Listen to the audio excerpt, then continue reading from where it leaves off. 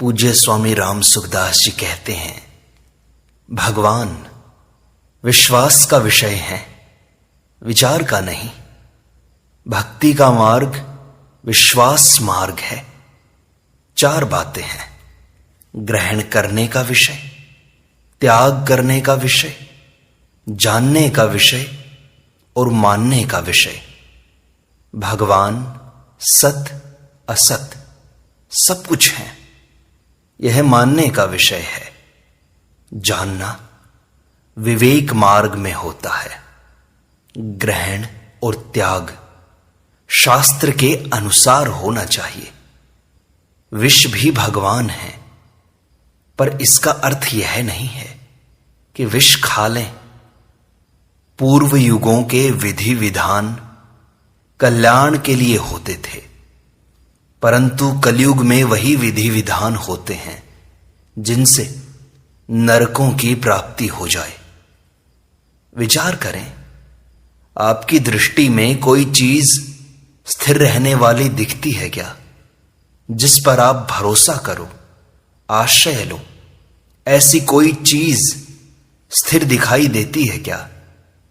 किसके भरोसे निश्चिंत बैठे हो? आप सदा रहना चाहते हो या मरना चाहते हो?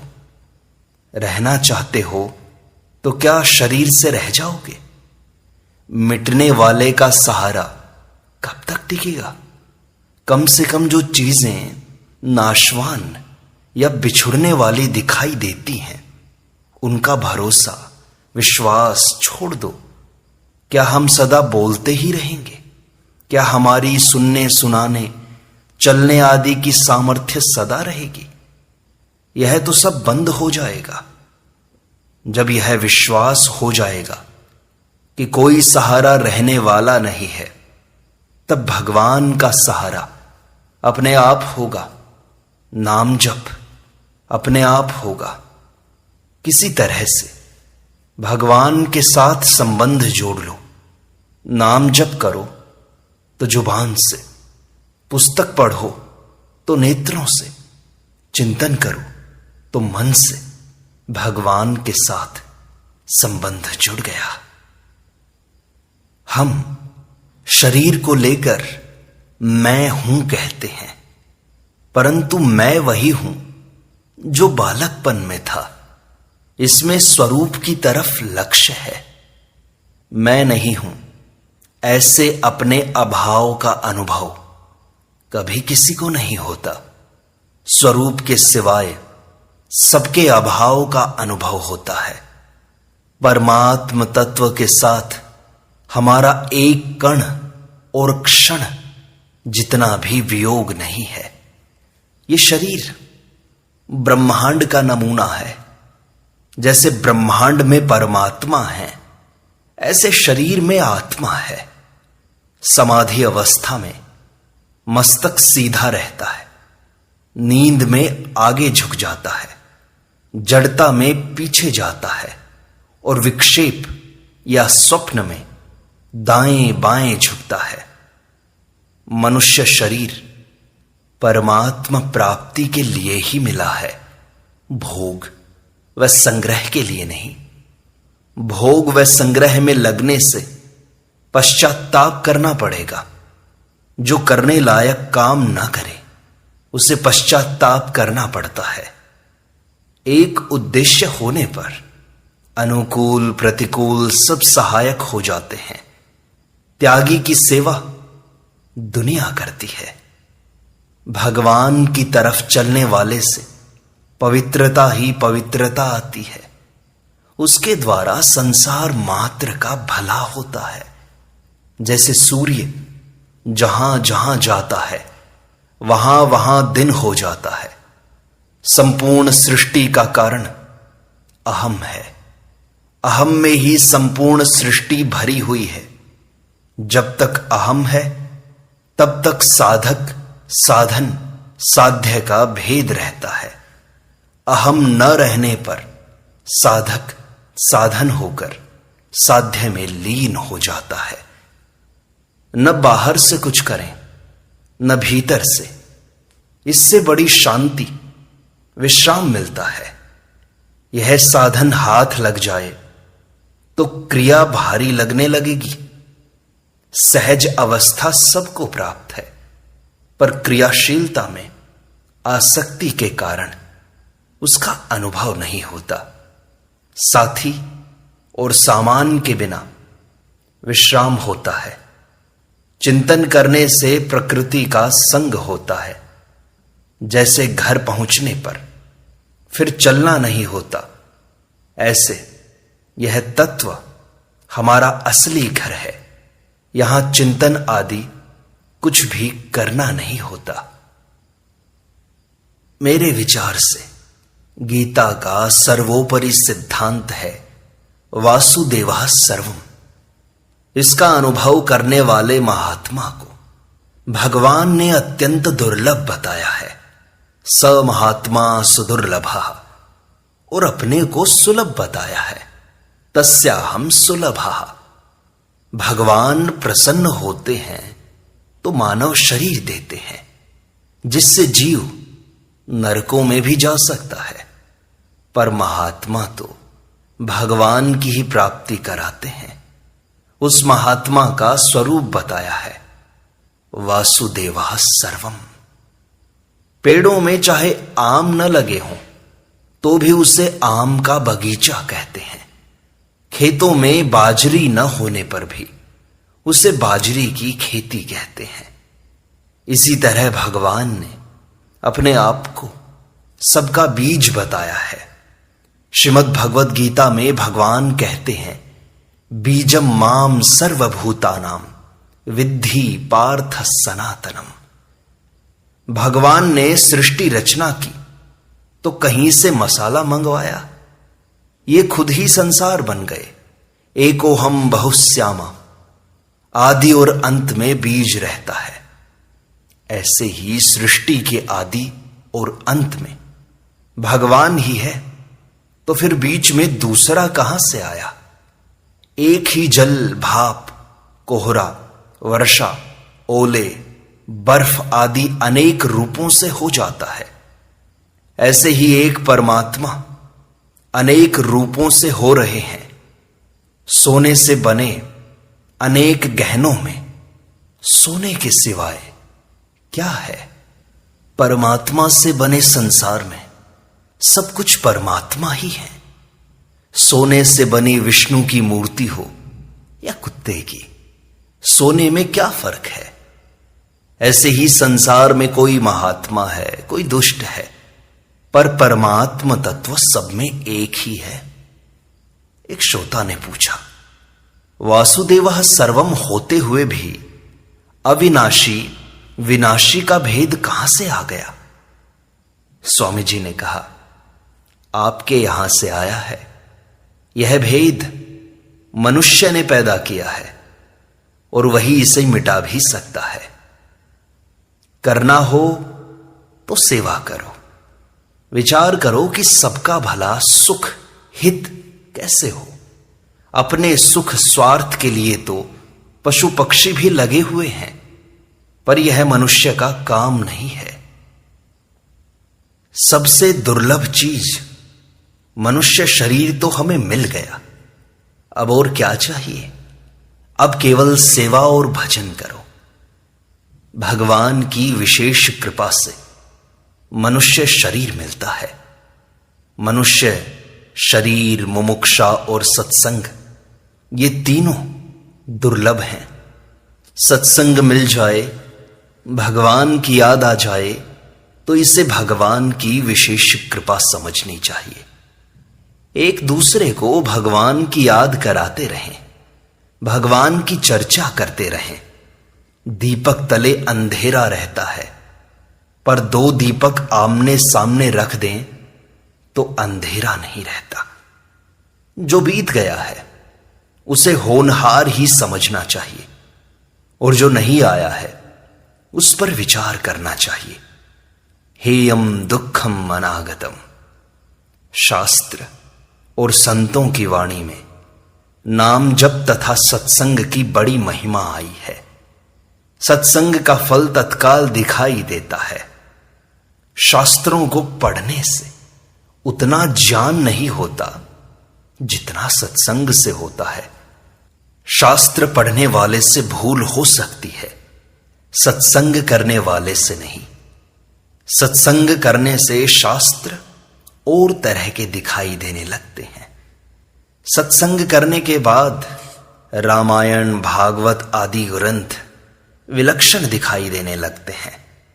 सत्संग से गहरी बातों का ज्ञान होता है और मुफ्त में बिना उद्योग किए होता है। सत्संग में कमाया हुआ धन मिलता है।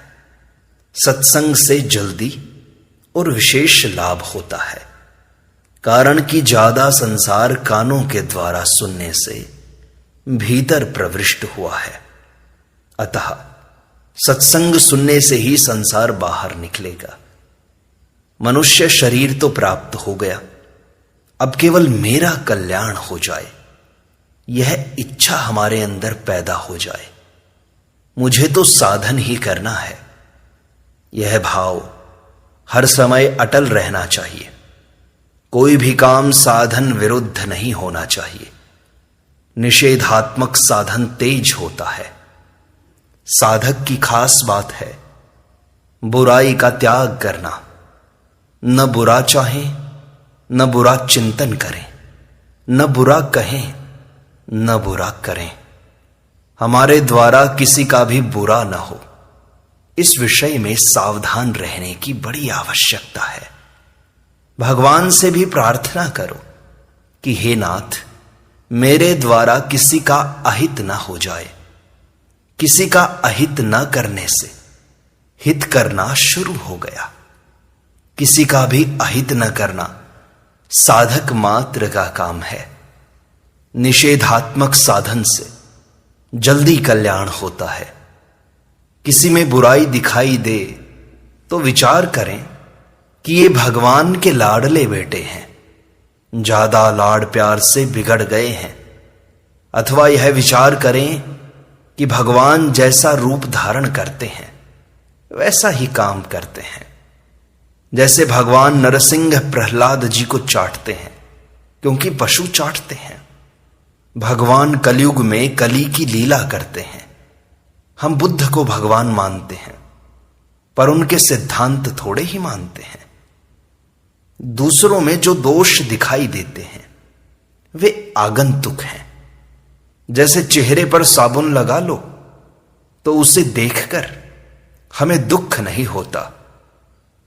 उत्कट अभिलाषा न होने से ही परमात्मा की प्राप्ति कठिन हो रही है। उत्कट अभिलाषा हो तो परमात्मा प्राप्ति में देरी का कोई भी कारण नहीं बचता। हमारे सम्मुख होने में ही कमी है बस। इस कमी का कारण है भोग और संग्रह की इच्छा। परमात्मा प्राप्ति में देरी नहीं है, पर हमारी लगन की कमी से देरी हो रही है। संसार की प्राप्ति इच्छा के अधीन नहीं है, परमात्मा प्राप्ति इच्छा के अधीन है। उत्कट इच्छा से भी परमात्मा मिलते हैं और कोई भी इच्छा न रहने से भी परमात्मा मिलते हैं। शिष्य के धन का हरण करने वाले गुरु तो बहुत हैं, पर उसके हृदय के ताप का हरण करने वाले गुरु दुर्लभ हैं। गुरुवो बहवः सन्ति शिष्य वित्तापहार कहा, तमेकम दुर्लभम मन्ये शिष्य हृत्तापहारकम। जो परमात्म तत्व की प्राप्ति का ठीक मार्ग बता दें वे गुरु हैं। खास गुरु वह है जिसके वचनों से हम संसार, जीव और परमात्मा तीनों को जान जाएं। इन तीनों को न जानना ही अंधकार है। इस अंधकार को जो मिटा दे वह गुरु है। जगत और जीव को तो जान सकते हैं पर परमात्मा को जान नहीं सकते, प्रत्युत मान ही सकते हैं। सूर्य तो बाहर का अंधकार दूर करता है, पर गुरु वह होता है जो हृदय का अंधकार दूर कर दे। भगवान के शरण हो जाएं, अपना सब कुछ प्रभु में मिला दें, उसी में तल्लीन हो जाएं, जैसे गुरु भक्त गुरु में ही तल्लीन हो जाता है। हम सदा से ही भगवान के हैं, हम सदा से ही भगवान के शरण हैं। इसकी पहचान है कि क्या हमने अपनी इच्छा से यह जन्म लिया है। शरणागति में परिश्रम नहीं करना पड़ता, यह नींद लेने के समान सुगम है, पर इसमें अहंकार बाधक है। एक दिन यह सब कुछ छोड़कर जाना पड़ेगा। संसार में प्रत्येक चीज की आयु है, यहां कोई भी चीज रहने वाली नहीं है। एक दिन सबका वियोग होगा। मिलना अनित्य है, पर बिछुड़ना नित्य है। वाल्मीकि रामायण में कहा है, समस्त संग्रहों का अंत विनाश है, लौकिक उन्नतियों का अंत पतन है, संयोगों का अंत वियोग है और जीवन का अंत मरण है। अतः सबकी सेवा कर दें, थोड़े समय के लिए गड़बड़ी ना करें। सेवा करने से वस्तु घटेगी नहीं। आशा छोड़ दें तो चीजें अपने आप आएंगी। व्यवहार में आने वाली चीज की कमी नहीं रहेगी। धनी आदमी ज्यादा रोगी होते हैं। वस्तुएं तो रहेंगी, पर उनको भोगने की शक्ति नष्ट हो जाएगी। अपने मन की होने की अपेक्षा भगवान के मन की होने में ही हमारा कल्याण है। जो संसार का सुख चाहता है, उसके लिए संसार दुख रूप है, और जो संसार की सेवा करता है, उसके लिए संसार भगवद रूप है। सुख के भोगी को दुख भोगना ही पड़ेगा। यदि पहले दुख न हो तो संसार का सुख हो ही नहीं सकता। प्यास के बिना जल से सुख नहीं होगा। धन के अभाव का दुख होने से ही धन सुख देता है। संसार का सुख दुख के बिना हो ही नहीं सकता। सुख का परिणाम दुख है ही। सच्ची बात को मान लेने का नाम श्रद्धा है, और सच्ची बात को जान लेने का नाम ज्ञान है। शरीर के साथ हमारा संबंध माना हुआ है, पैदा किया हुआ और मिटने वाला है। यह सच्ची और निसंदेह बात है। संसार का संबंध सदा से नहीं है और सदा साथ नहीं रहेगा। ऐसा कोई मनुष्य नहीं है जो जन्मा है पर मरेगा नहीं। दूसरों की सेवा करो, पर दूसरे हमारी सेवा करें, यह आशा मत रखो। भगवान में अपने आप को लगाना करण निरपेक्ष है, साधन की जरूरत नहीं है। और मन बुद्धि को लगाना करण सापेक्ष है। दूसरी सामग्री से काम न लेकर अपने आप करना करण निरपेक्ष होता है। स्वयं को बदलना करण निरपेक्ष है। जहां स्वयं होता है वहां करण की आवश्यकता नहीं होती। करण सापेक्ष में अभ्यास होता है। अभ्यास से कल्याण नहीं होता। अभ्यास कभी भी करण रहित हो सकता ही नहीं। अभ्यास करने वाला ही योग भ्रष्ट होता है। यदि अपने कर्तव्य का दृढ़ता से पालन करें तो कल्याण हो जाएगा। अलग साधन करने की आवश्यकता नहीं है। कर्तव्य पालन में जितनी अधिक तत्परता होगी उतनी जल्दी सिद्धि होगी। विधि की अपेक्षा भी निषेध का ज्यादा आदर करना चाहिए। विधि की कमी तो माफ हो जाएगी, पर निषेध माफ नहीं होगा। इसलिए निषेधात्मक साधन तेज होता है। मिली हुई वस्तु अपनी नहीं है और बिछुड़ने वाली है। न जीने की इच्छा करें, न मरने की इच्छा कोई न करें। अनुकूलता की इच्छा करने से अनुकूल परिस्थिति बनी रहेगी। यह कोई नियम नहीं है। जितना सुख भोगेंगे उतना ही स्वभाव बिगड़ेगा। सेवा और प्रेम की भूख भगवान को भी है। वस्तुओं को भगवान के अर्पण करने का अर्थ है मेरापन छोड़ देना, अर्थात उसे अपना न मानना। अर्पण करने से आपकी एक तोला भर वस्तु घटेगी नहीं, पर निहाल हो जाओगे। भक्त में भाव, श्रद्धा, विश्वास की और ज्ञानी में विचार, विवेक की प्रधानता होती है। एक राजा ने महल बनाया, उसमें कारीगरी के लिए 2 आदमी बुलाए गए। राजा ने पूछा तो एक ने कहा कि मैं चित्रकार हूं और दूसरे ने कहा कि मैं विचित्रकार हूं। राजा ने दोनों को दीवार पर चित्र बनाने के लिए कह दिया। दोनों ने कमरे के बीच में पर्दा लगवा दिया। एक दीवार पर चित्रकार ने रंग बिरंगे चित्र बनाने शुरू कर दिए। उसके सामने की दीवार पर विचित्रकार ने दीवार को साफ करना शुरू कर दिया। चित्रकार ने तो दीवार को रंग बिरंगे चित्रों से सजा दिया और विचित्रकार ने दीवार को दर्पण की तरह साफ कर दिया। जब बीच का पर्दा हटाया गया तो चित्रकार के बनाए चित्र सामने की दीवार पर प्रतिबिंबित हो उठे।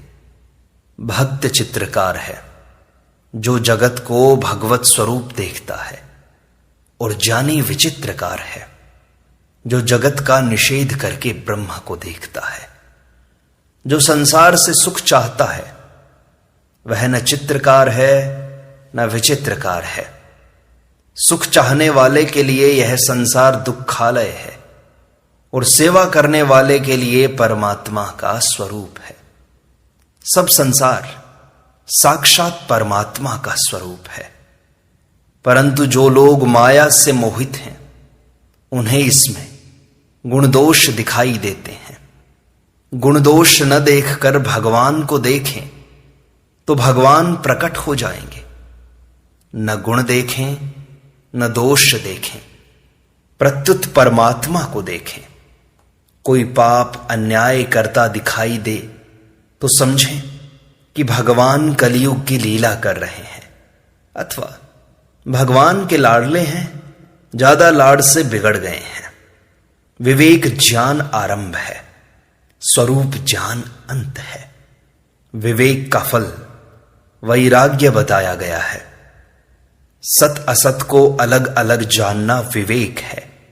संसार का ज्ञान होने से संसार से वैराग्य हो जाता है।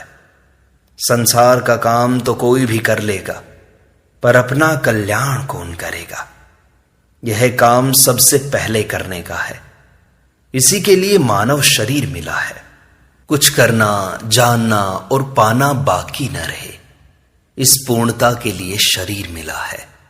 यह काम कठिन नहीं है, सुगम है। इसके सब अधिकारी हैं। इसमें सावधान रहें। सावधानी ही साधना है। सत्संग का यह भाग यहीं संपूर्णता को प्राप्त होता है। शेष अगले अंक में।